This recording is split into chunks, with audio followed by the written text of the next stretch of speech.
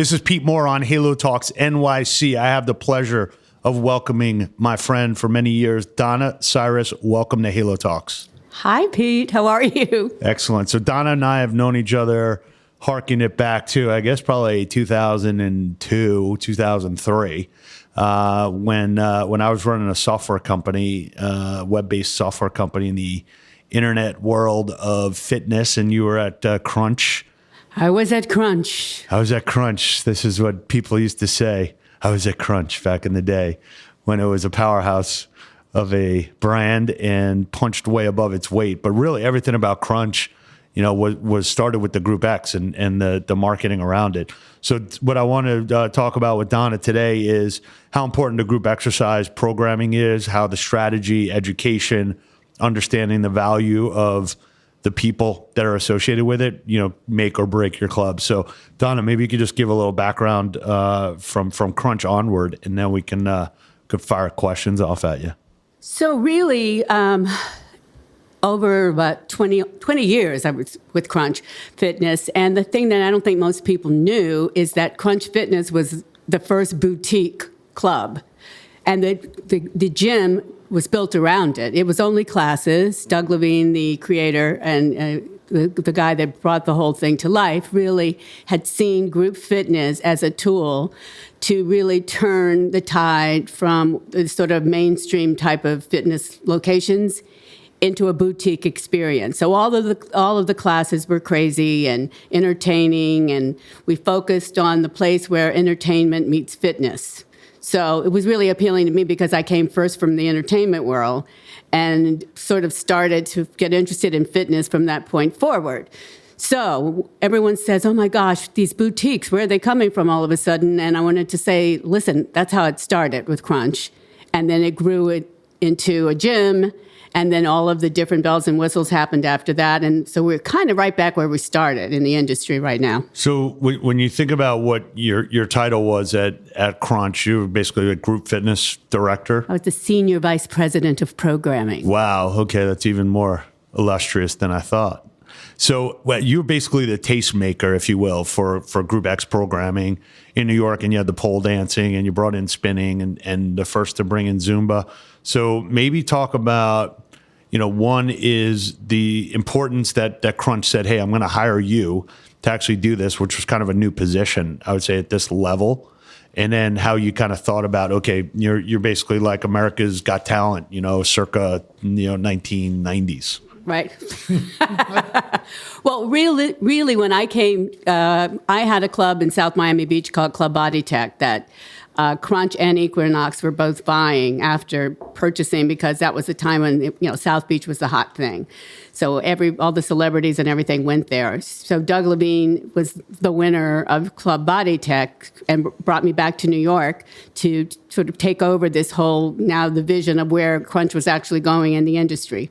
But when I came back, there were things like the firefighter workout, which was made by the marketing director, which was ridiculously dangerous, all kinds of crazy classes that had no fitness value whatsoever. It was a theatrical kind of craziness. So I looked at that and started to realize these classes have to be safe, but they also have to have a fitness modality included. So from that's when we starting to move out and branching in the entertainment value of the programming, but that was safe and effective workouts that we could do. So when you thought about that, your background before you were at Crunch, and you've got a dance background, and talk a little bit about the safety and the ability to scale programs like that once you had the educational manual set up, and how important that is to Crunch consistency and things that you've done since then. Well, I'll give you just a little bit of a background what the firefighter workout was. It was designed by one of the personal trainers who was a firefighter, but it consisted of, everybody knows the step. You'd have like 20 risers underneath it. People were jumping off and then dragging like a a dummy that you use through CPR and all of that stuff through a firing building. And I was like, someone's going to get hurt. Yeah, I think so. So scale back a little bit and then started to look at what else was out there that was fitness related, but also had a theatrical buzz. And we were the first to offer two things. Well, first to offer cardio striptease, because it was right around the time. I have no idea what that might mean. It was around the time Demi Moore was coming out with the movie, and I thought, that's fitness.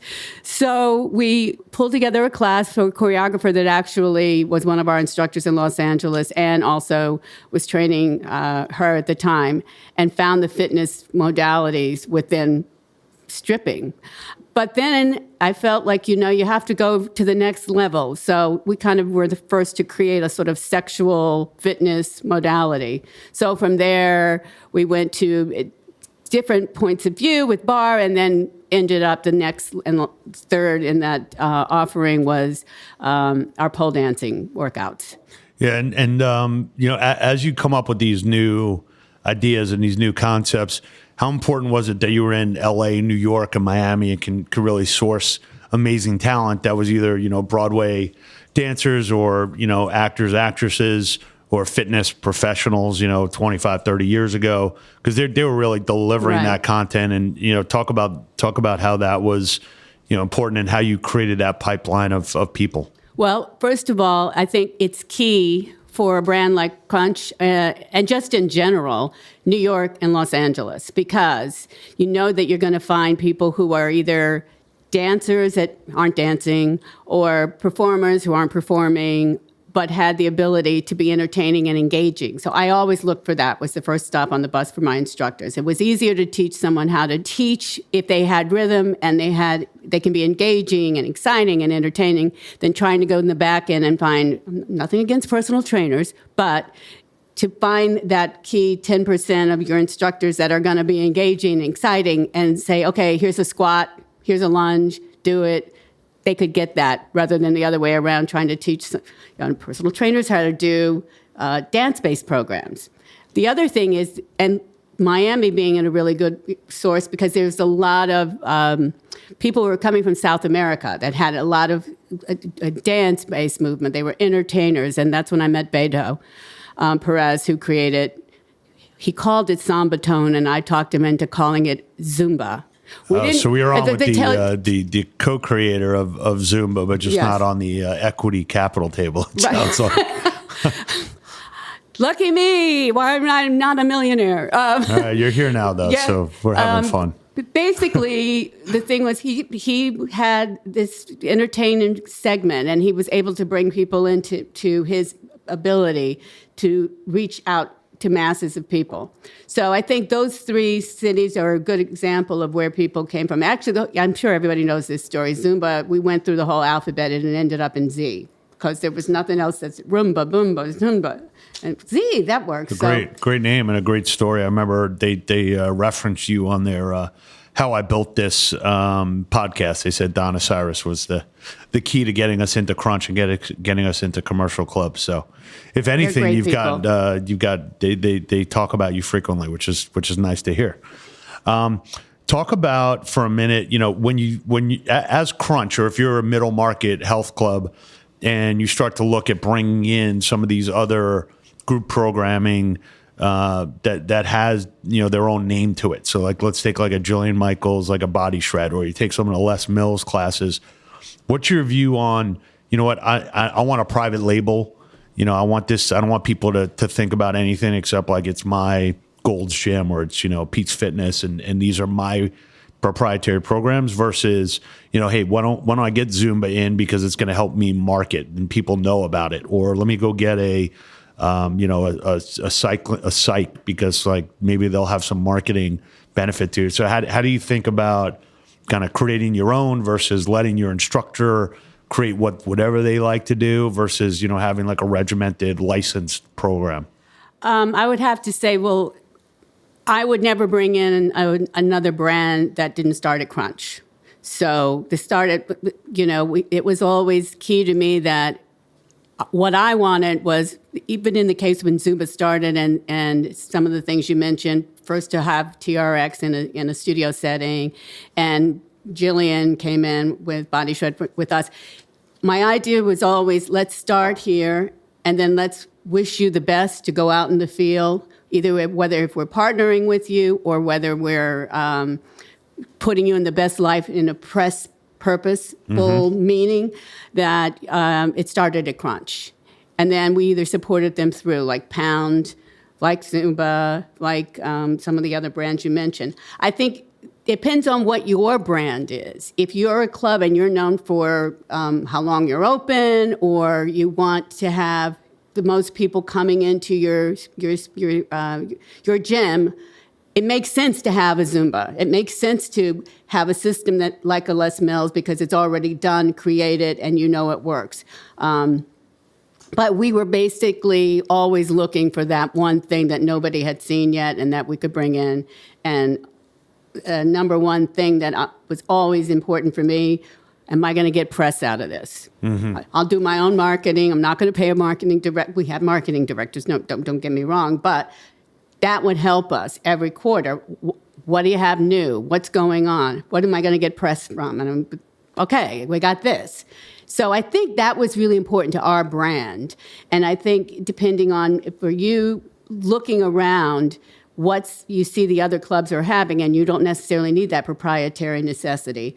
I think definitely things like Zumba work, things like Les Mills work, things that are a safety, and then look and see what your actual instructors are doing, because there's 3 nodules here. There's the 10% of the very high-end instructors who are going to bring in the people because they have a following. There are the people that you teach, the instructors that you teach that may come from a personal training background, but also can start to roll into group fitness by being your next level, sort of your midline price point. And then there's the people who are in the front row. And I call the front row people the instructors waiting in the wings. Start to train them, start to educate them, and expand their horizons on what they can offer as they go along, because now they're the people that actually, they crawled their way up to the front row, and they want to be standing up there, and they want to be the instructors. So got it. So you're sourcing in some of your raving fans, basically, or become your. Yeah, I've heard that story a lot with some of the Soul Cycle instructors, and they say I used to sit in that front, bike 6, and now I'm here. So when you think about the psychology of a instructor, and in this day and age, they really are. Whether they're, a big key influencer and they're getting paid by, whether it's Nike, Adidas, or some of these Supreme or whatever brands. And then you look at, the amount that an instructor can make on a per hour basis. And I look at it and say, well, they're getting paid appropriately because they're basically running a live event. It's effectively a concert, and they're the artist at that point. So as you've had experience with not just Crunch, but all these other clubs, and you say to them, hey, look, here's how you retain an instructor, or here's what, a top diva instructor, cares about. Like what's the priority list? Is it, hey, I want to make X amount of money. I want benefits. I want time slots. Just so people understand, here's like the top 3 or 5 things that you need to think about if you want to retain your best instructors. So the best instructors really want a lot of thank you very muches. Okay. They want to feel that you realize that they're bringing a lot to the table, that you have laid out from day one, how am I going to be able to make more money? How do I go from $50 to $60? And then you lay out the plan of how they do that. I need to see this many people in class. And then you give them guidelines. If in 6 months or Q1, Q2, you've seen their class go from 22 people to 40. And you acknowledge that as the owner. And it's not always necessarily this particular group, and I call them the top 10% echelon. They want things. They want to wear a jacket that says whatever your name of your club is, super instructor or master trainer, or they want everybody to kind of see that you recognize that they're the top of the line, and they want to sort of work in different ways. It's not always financial. And I think it's a key level to think that they have something to strive to be without it necessarily costing you another $20. Right. When several years ago, I used to talk to a number of Gold's Gym franchisees, and we were talking about, okay, Planet Fitness is here, and that's kind of the laundromat of the fitness industry. There's no, you don't really have a relationship with anyone. On the high end, you really, have a very deep relationship, one with the individual and two with their credit card. Right. And in the middle, you're basically, it's a return on relationships. It came up in a podcast recently where it's like the ROR.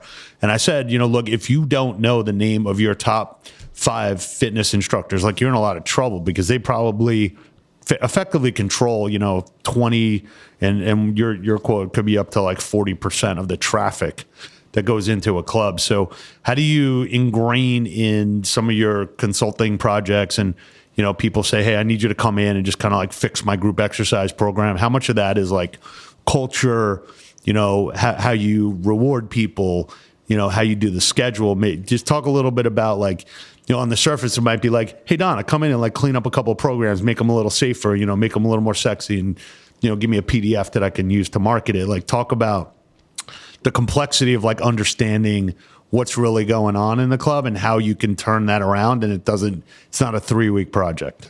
Well, I think for starters, you as the owner or GM or whoever have got to start a relationship with these people, no matter how annoying they are, because they're going to be annoying because they believe it's all about them. And that's, right.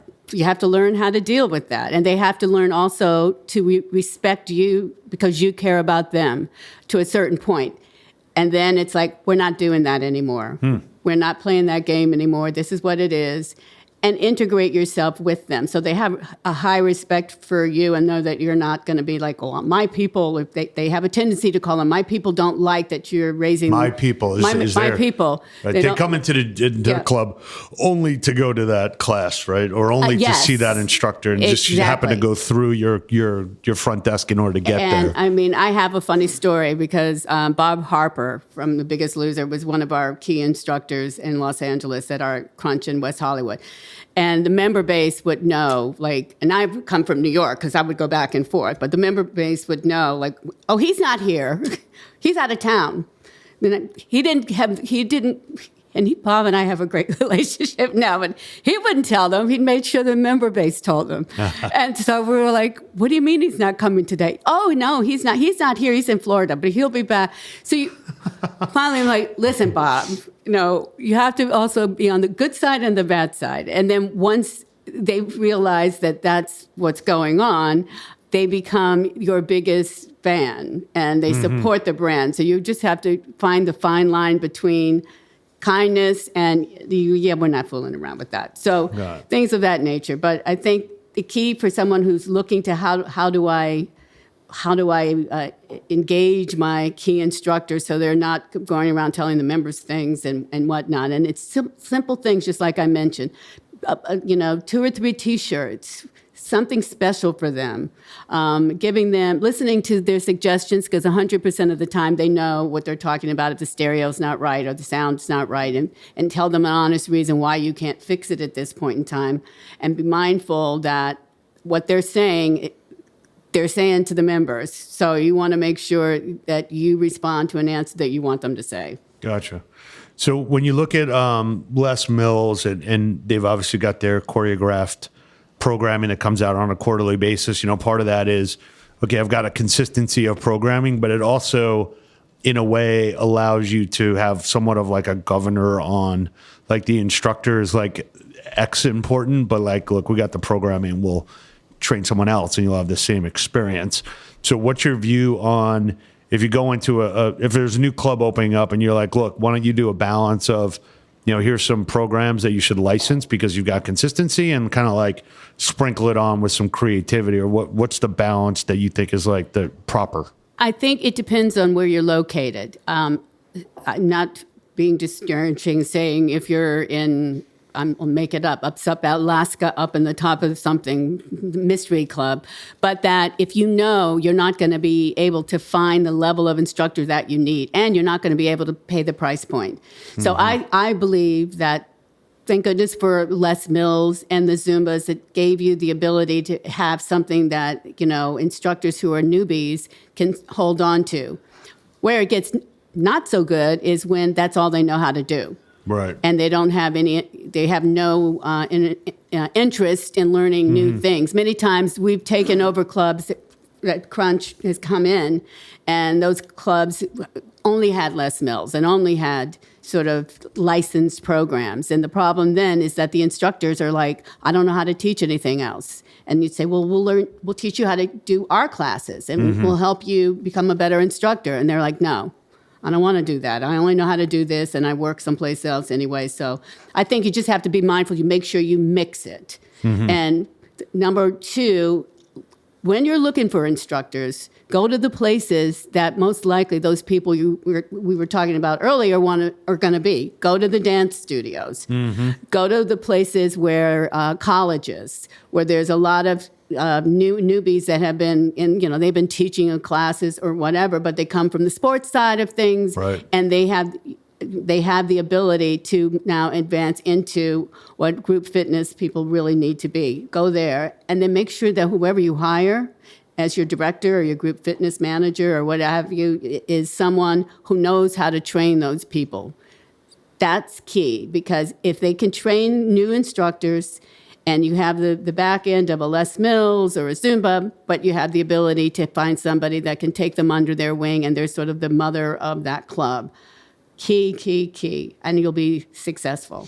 Yeah, I think, one thing, we just met with a group, and we're going to try and put an investment into a company called the Athlete Book. So it's basically trying to get jobs for Division 1, 2, and 3 athletes, into the Halo sector.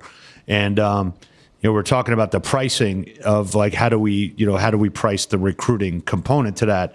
And if you find a good group exercise instructor, if you find like 3 or 5 and you've got an all-star team, you're probably going to run a very profitable club.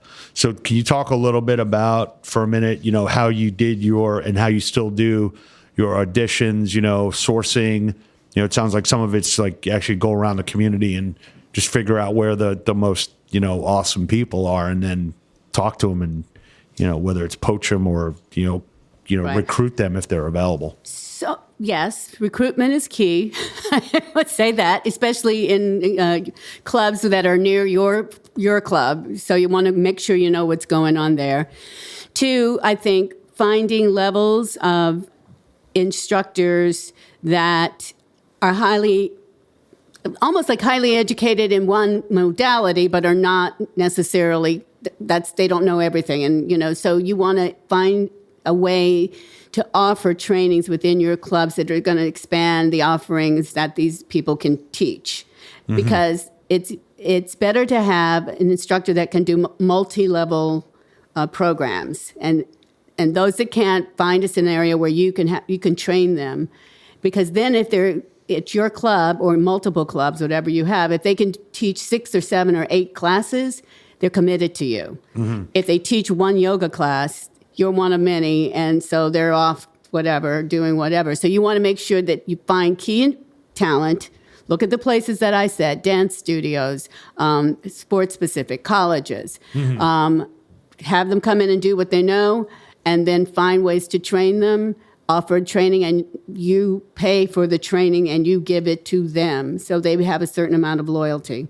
Yeah, one of the things that has come up in a number of growth equity situations where someone's like, oh, I'm going to do 1 location in New York, I'm going to do like 2 in LA, I'm going to do 2 in Miami, I'm going to do 1 in Chicago.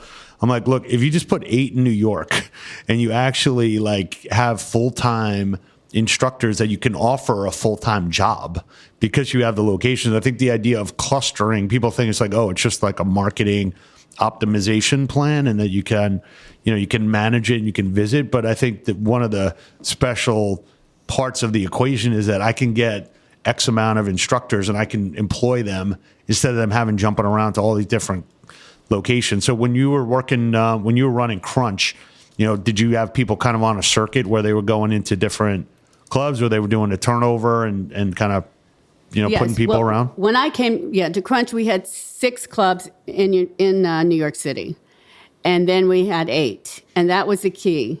They uptown, downtown, they represented us in look, and it's why we got so much press right from the very beginning, because they were very specific looking instructors, and they also had all of this, we had the ability to pay them because that was who they were highly paid.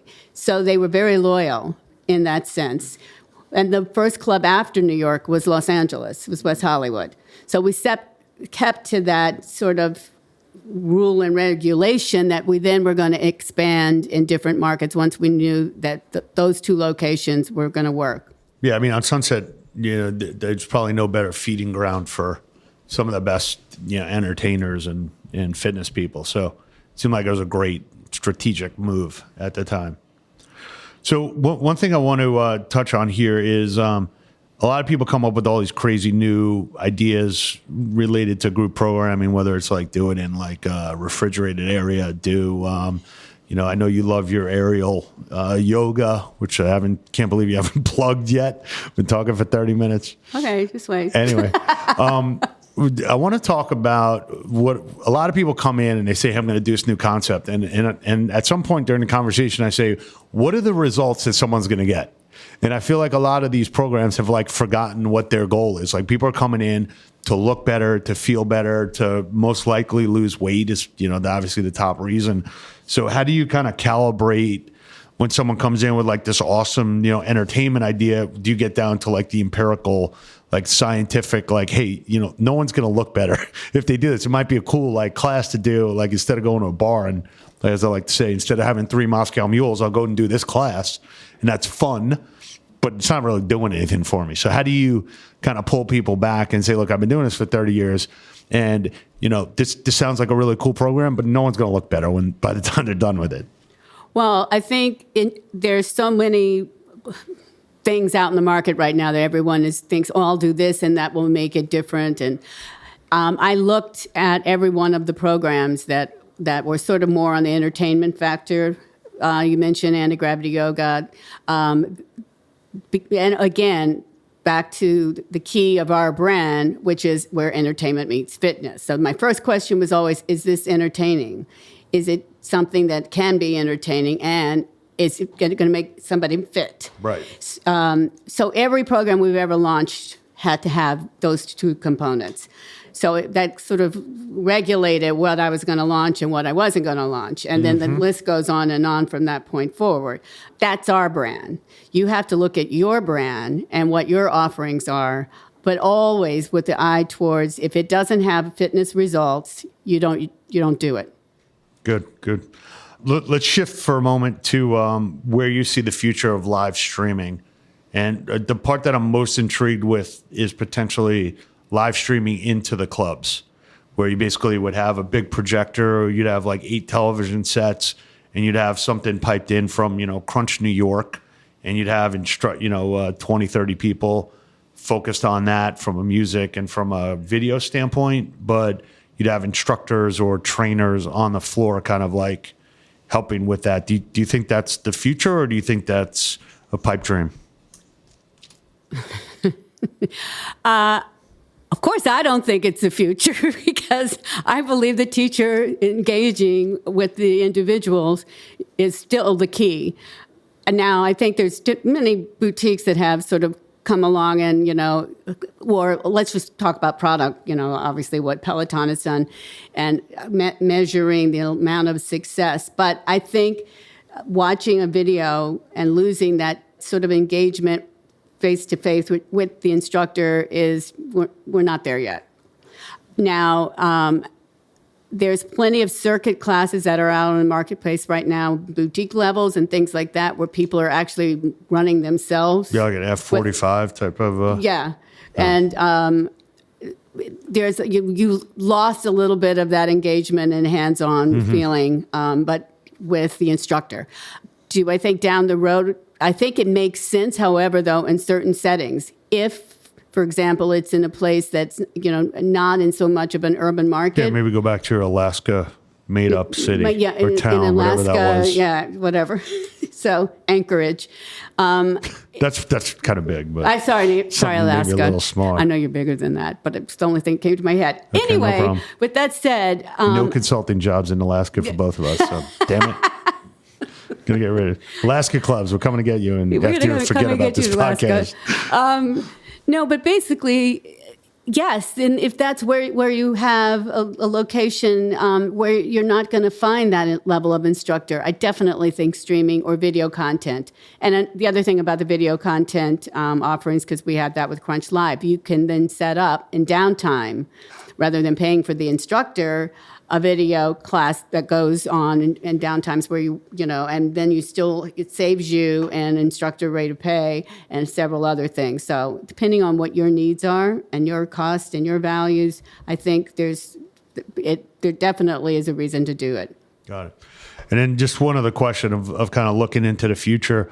When do we get these insurance companies to finally realize, hey, look, pay for your covered lives to come into a class, and if they do 3 or 4 strength or even stretching classes a week, that they get full credit for that. I feel like we still touch upon it, and you got the Silver Sneakers and you got some other groups that are starting to do it. Are you hearing more about it? Are you advocating for it? Are you seeing that it's happening, or is it still 3 to 5 years away from like healthcare, understanding that like you got to get people and prevent this instead of like waiting for them to have and take all these medicines that cost a fortune, and then you have suicidal tendencies. This is very, very important right now in the fitness industry. I want to say that the rules and regulations are you have to teach up to like 20 hours to be able to be considered full-time, actually 40 hours all told, but to be able to be considered full-time. And whereas some of these instructors are trying to teach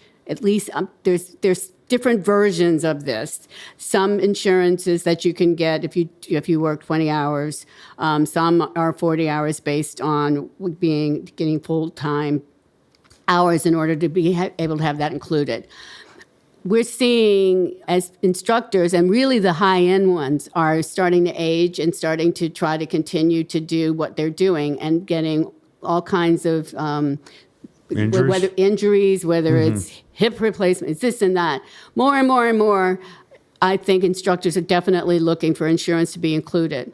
And then you see what Soul Cycles does. I mean, they pay for their instructors. So there are two parts of the insurance question I'm asking. One is, okay, we need to get these people under full time from the instructor standpoint, but also from an industry standpoint, can we get these health insurance companies to start getting seniors to come in, and they'll pay the club to run classes or bring an instructor from the club to the assisted living facility or what have you. Do you see some of that starting to unfold yet?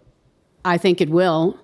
Especially now with the baby boomers coming into the day where it's time to look at prevention. Mm-hmm. And I definitely think that that's a key just in general in the industry right now, that we have to look at who can come in and support that. Yeah, Silver Sneakers does it.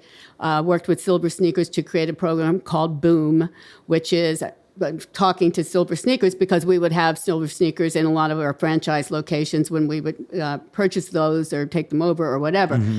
So speaking to them, I said, we need something that's more middle ground. The baby boomers are not going to sit in a chair, and they have been doing fitness for a while. So it's a different group. And I think it's great for the insurance companies because you're not going to have as many insurance issues moving forward if we put some prevention in. So there is some options under that company, but I'm not sure right now who else in the industry is looking at it. But I definitely think it should be part of the future. Great. So, I think there's more work to do in the industry. Hopefully, when people are formulating their Group X programming and strategy, that they reach out to you to give them some strategic advice and help them put all the pieces together to make sure they've got the programming that's going to win in their community. And thank you for everything you've done for the industry. And hopefully we could work on a couple more projects together. Thank you, Pete. It's great being here. This was a lot of fun. Thank you. Excellent. Well, Donna, thanks for being on the show. And we hope that more and more clubs and studios reach out to you to make sure that they've got a rock solid Group X programming and offering, and help more people get results. Thanks, Pete.